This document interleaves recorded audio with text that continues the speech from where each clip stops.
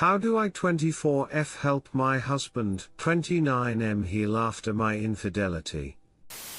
Story 1. To preface, Reddit does not take kindly to cheaters. I know this. What I did was wrong in every way. There were contributing facts to my infidelity, but they are not excuses. Nothing excuses my behavior, and I am disgusted with myself. After a long-term 5 years emotional relationship with a male friend and a brief third base encounter nearly a year ago, I cheated on my husband for a period of about 3 weeks. My husband and I have been married 5 years. I ended the relationship with the male friend, and I confessed to my husband. This was a month ago? He was of course furious. Then the actual emotional pain set in. He didn't ask many questions, and after avoiding me for a few days, our behavior went back to normal. Better than normal, actually. Like back when we were dating. He has brought it up once since then, just a small offhand comment letting me know it hasn't just disappeared. I know he is hurting and obviously doesn't trust me. My heart hurts so much at what I did him. Words cannot express my remorse. I hate myself for what I did to him, and I love him so dearly. I want us to have a healthy, close relationship. I am grateful he is choosing to forgive me and work through this. I don't deserve his trust right now, and I don't expect this to just be swept under the rug. I am fully prepared to do whatever I can to address the root issues of our problems. For those of you who have been cheated on then reconciled it with your soul, what can I do to help him heal and trust me? Story 2. I cheated on my husband. It saved my life. TLDR, an affair saved my life from committing suicide. My ex-husband was extremely abusive. The guy I met helped me see I deserved better. No longer in abusive relationship. Still with the other man 8 years later. Obligatory first official post. I hope this is the right place to post this. I first wrote this as a comment on our Esquimin, and the positive response was overwhelming. Many said that they needed to hear this. So, hang on, this is going to be a very long ride. I had an extramarital affair. Never did I think I would do something like this. Please don't judge me until you've read my story. My ex-husband was emotionally, mentally, and sometimes physically abusive and very controlling.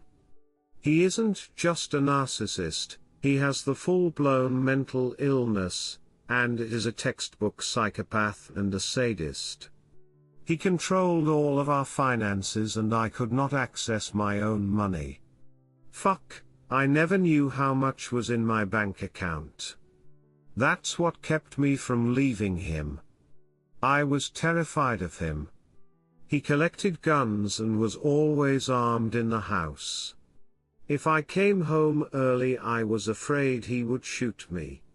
He and my grandmother, yes you read that correctly, she also raised me and is also a narcissist control freak. She punished me for leaving him, had me convinced that I could not make it and live on my own. I have several mental illnesses, and he made them worse. It was severe enough that I ended up in a mental health facility for 2 weeks. My ex was an emergency room nurse and he did not believe in mental illness. I was so worn down that I started planning my suicide. I had a plan and a timeline. The only thing holding me from doing it was that I couldn't decide on if I was going to leave a note. Then I met a guy at work. He was silly, made me laugh, we had fun together, we talked for hours. My ex never spent time with me or made the time together miserable. I was so lonely. But this guy made me so happy. Then I slept with him, and it was amazing. My ex was horrible in bed. I never understood that a person needs physical contact, and I was starved for it. Also, I did not know that interaction with people was a basic need. I was raised to believe that it was a personality defect.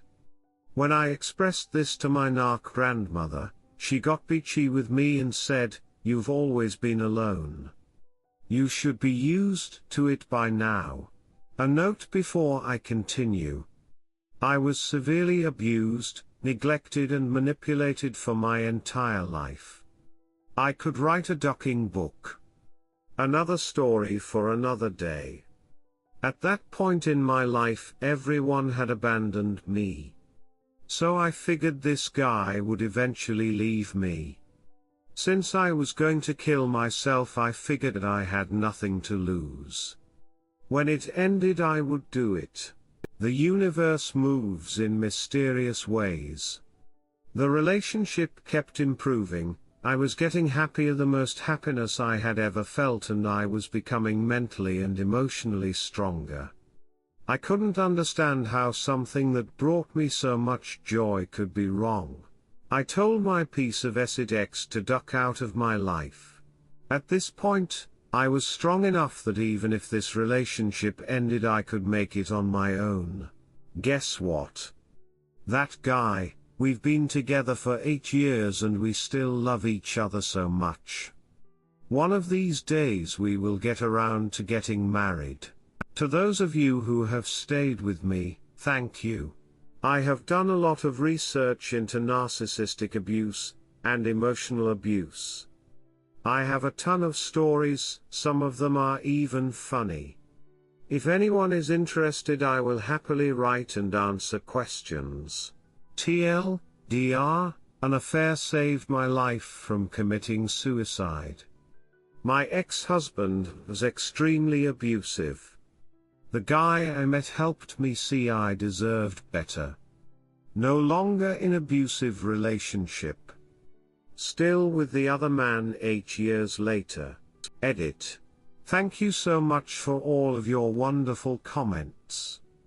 I tried to respond to everyone, but I'm sure I missed a few people.